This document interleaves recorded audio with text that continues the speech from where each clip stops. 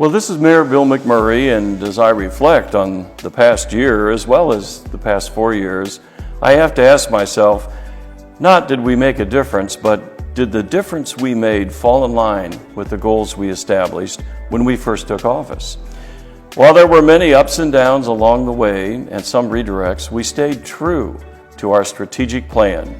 The decisions made and the actions taken aligned with investing in people, creating a better place, and growing prosperity for our community. Looking back on the start of last year, COVID was still very much at the forefront of our daily lives. To date, 249 community members have lost their lives to the virus, and more than 24,000 positive cases have been reported in Buchanan County. In January, the focus quickly shifted to administering vaccines once the emergency use authorization was granted. The city and Mosaic Life Care, with the assistance of Buchanan County, quickly mobilized, planned, and opened the doors to the community COVID vaccination clinic. And they did this in 10 days. Those community members desiring the vaccine were quickly and efficiently given the shot. The positivity rate has gone up and gone down, back up to the highest, and now trending back down, as are the hospitalizations. We've seen a roller coaster of highs and lows with regard to the virus, but hopefully we're seeing a light at the end of the tunnel. In late February, we held our last Zoom City Council meeting, and we finally returned to in-person meetings. Zoom meetings, who'd ever heard of Zoom before COVID? In January, we named our city attorney, Brian Carter, as interim city manager, and he was then hired in April as city manager. Brian hit the ground running and has brought knowledge, stability, and energy to the position and to the city. With the hiring of Brian as city manager, it created the need to hire a city attorney. We were fortunate to bring back Lisa Robertson, who had previously served in the role for nearly 20 years. Our fire chief retired last summer, and Kenny Cordonier, a 40-year veteran on the fire department, was named fire chief in November. Our new finance director, Lori Teachin, was also named in late November and hit the ground running in January of this year. We're seeing progress on the Bonds for Bridges program. The $20 million general obligation bond will repair and replace our aging bridges and other transportation infrastructure. Work is underway on the third bridge, and other related projects are under construction. We estimate all work on this program will be completed in 2023. Thank you to the voters for supporting this bond issue.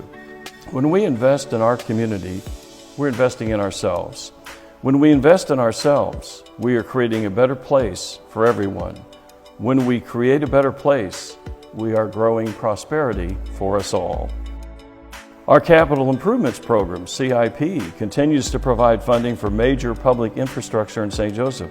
The CIP ensures safe roads to travel, recreational amenities to improve the quality of life for our residents and visitors, public safety, and resources to maintain public facilities. The much anticipated and long awaited Liberty Oaks Splash Park celebrated its grand opening in July, much to the delight of kids of all ages.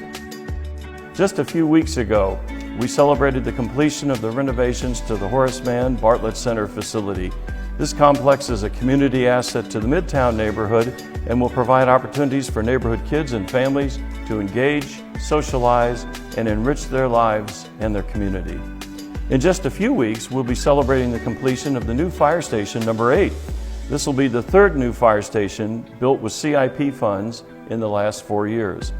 More than $145 million have been spent on capital projects in the last 32 years through the half-cent sales tax. Voters will be considering the renewal of the CIP next year. This program would not be possible without the support of our community, and I sincerely thank all of the voters for their support. The CIP is a great example of investing in ourselves and creating a better place. When we have solid infrastructure and desirable amenities, we become a destination for surrounding communities, which helps grow our prosperity. In May, the community welcomed the Thunderbirds to Rosecrans Memorial Airport in the 139th Airlift Wing for the Sound of Speed Air Show. Approximately 30,000 people attended the weekend event. We were the first joint-use air show of the season and the first military air show of the season to allow people to attend in person. This year's air show was such a success, the United States Air Force Thunderbirds recognized Rosecrans Memorial Airport by awarding the Military Show Site of the Year Award for the Sound of Speed Air Show. In August, the voters supported the passage of the half-cent park sales tax to help restore and improve our green spaces, parks, and park facilities to provide safe, ADA-compliant, and desirable quality of life amenities and to help maintain them for future generations. Approximately $50 to $60 million will be invested in our parks in the next 10 years. The voter support shows how important recreational amenities are to a community, and I thank voters for supporting our parks. The newest recreational amenity that we're so excited about is the development of the River Bluff Trails. This trail will soon be open and will be a tremendous draw of mountain bikers for our community. Not to sound like a broken record, but did I mention investing in ourselves and creating a better place? In just a few short weeks, you'll have a new mayor and some council members. Looking back over the past 4 years, we've had many challenges, but we've also had many successes. When we took the oath of office in April of 2018, I thought I had a pretty good understanding of what it was going to be like. Well, my eyes were opened to the reality of the best laid plans. Here's how it went in 200 words or less. One of the first ordinances passed was a non-discrimination ordinance and the creation of a Human Rights Commission. A ribbon cutting for a new fire station.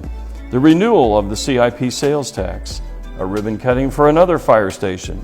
The launching of the Imagine St. Joseph 2040 plan. A ribbon cutting for the inclusive playground at Bartlett Park.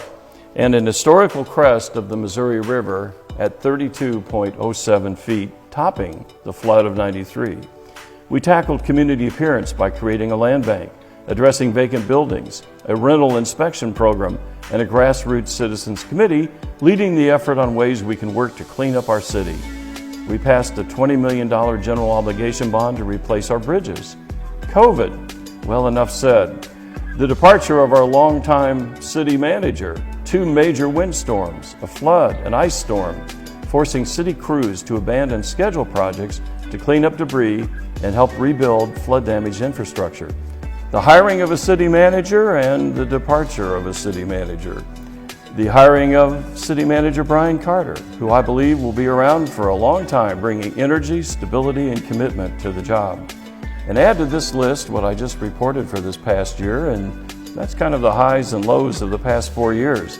Don't let anyone tell us that we aren't making progress and headed in the right direction. Not everything was rosy in the past 4 years, and the challenges sometimes derailed progress. Let's talk about some of the more notable outcomes for the past 4 years. City staff done a remarkable job with the administration of the budget over the past 4 years. The city's budget expenses have decreased 17.5% in the last 3 years. The budget to actuals had a positive trend where the actuals were actually lower than budgeted for each of the last 3 years. The city has been recognized for 31 years of excellence by the Government Finance Officers Association. A Blue Ribbon Citizens Committee was established to review the city's financials on a regular basis. That committee continues to meet regularly. Sewer rates have remained stable. We've had no residential rate increase since 2018. This council authorized the allocation of $3.5 million of American Rescue Plan Act funds to the sewer fund to help increase the fund balance. This allocation will help to sustain the rates for the near future. More than $28 million have been invested in street improvements. And much is happening with addressing our community appearance. However, so much more needs to be done.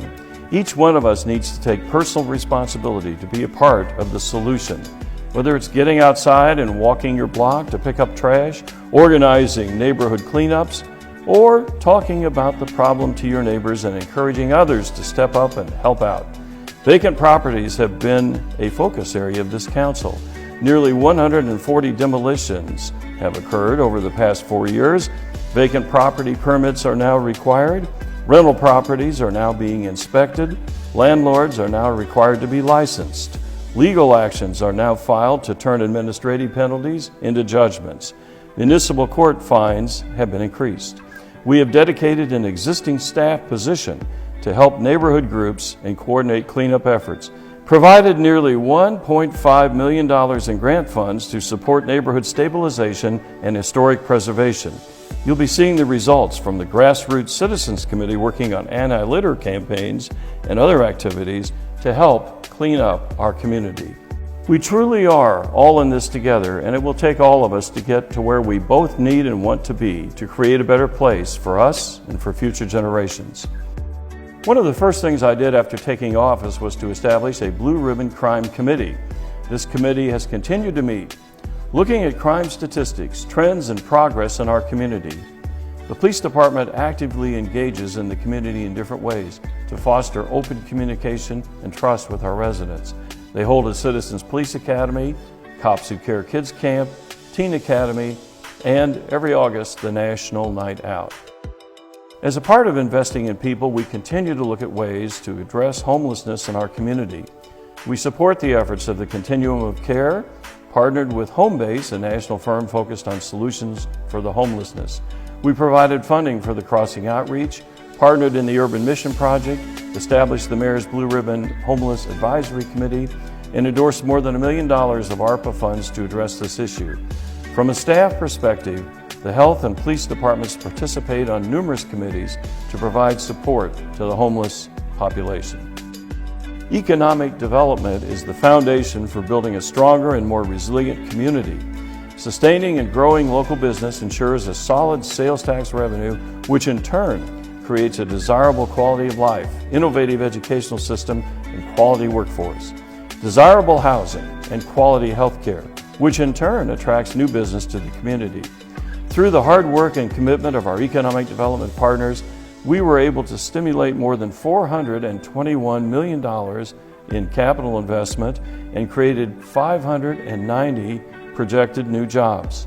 Some notable successes were Boehringer Ingelheim, Schutt's Container, Clarios, Daly's Premium Meats, Triumph, Tyson, and Alltech. Cereal Ingredients is a new company that's a $24 million investment with 48 projected new jobs over a 3-year period. The City Council endorsed a plan to utilize ARPA funding for expansion of the Hilliard Technical Center at $2.25 million. Other initiatives include the North Central Missouri College partnership with Hilliard Technical Center and Missouri Western State University North Central Missouri College partnership. To further endorse our investment in people, we supported transit initiatives that develop peak service to shorten transit commute times, developed the Belt Highway fixed route spine to open more employment center access for workers, and upgraded technology to increase convenience, including a real-time online app and a token transit payment app. And lastly, we replaced and added transit stops in all shelters to enhance the rider experience, including the installation of 38 solar bus stops. Downtown is still showing momentum and promising things are on the horizon. Small businesses thriving, dining options are diverse, arts and entertainment are abundant, sidewalks are buzzing with activity. We've started seeing improvements made to the Civic Arena, and more to come as a result of the investment of $1 million of ARPA funding and $2.1 million of Parks Tax funding. The American Electric Project, a $40 million public-private partnership, was completed. Hilliard's is in the middle of a major renovation to their downtown campus. We initiated the Main Street program. Progress is being made on the redevelopment of the downtown hotel. Connected to downtown, our riverfront development has progressed over the past 4 years. Council completed and adopted a riverfront master plan, and components of that plan have been initiated. Development of the River Bluff Trails is moving along, and sewer infrastructure extension was completed to enable development of the riverfront. We established the Sustainable Environment Advisory Committee to help create and implement a 5-year plan, initiated native planting areas in the park system, continued implementation of energy savings in our city facilities. In my 4 years as mayor, I quickly discovered that in the blink of an eye, something happens, whether a natural disaster or a health crisis or a public safety challenge, and our focus must quickly redirect to address that situation. And it usually comes with a significant price tag. It's these situations and events that sometimes put on hold the day-to-day business and can create challenges to the operations. I do want to commend city staff for their hard work and dedication to the organization and the community. Day in and day out, city employees at all levels are truly committed to being fiscally responsible and providing the best possible service to our community, and I want to thank them for their service. I also want to thank my fellow council members for their commitment to serving our community.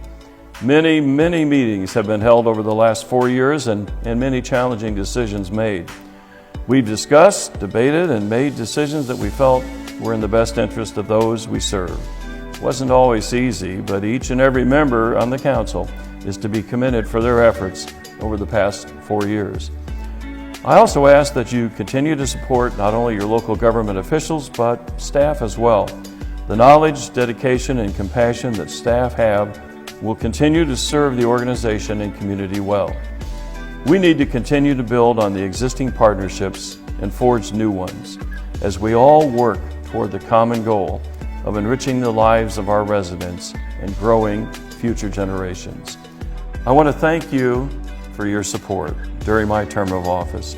It's my hope that our community continues to keep the momentum going. We are resilient, determined, and hopeful, and most importantly, willing to help one another. We are St. Joseph, the city worthwhile.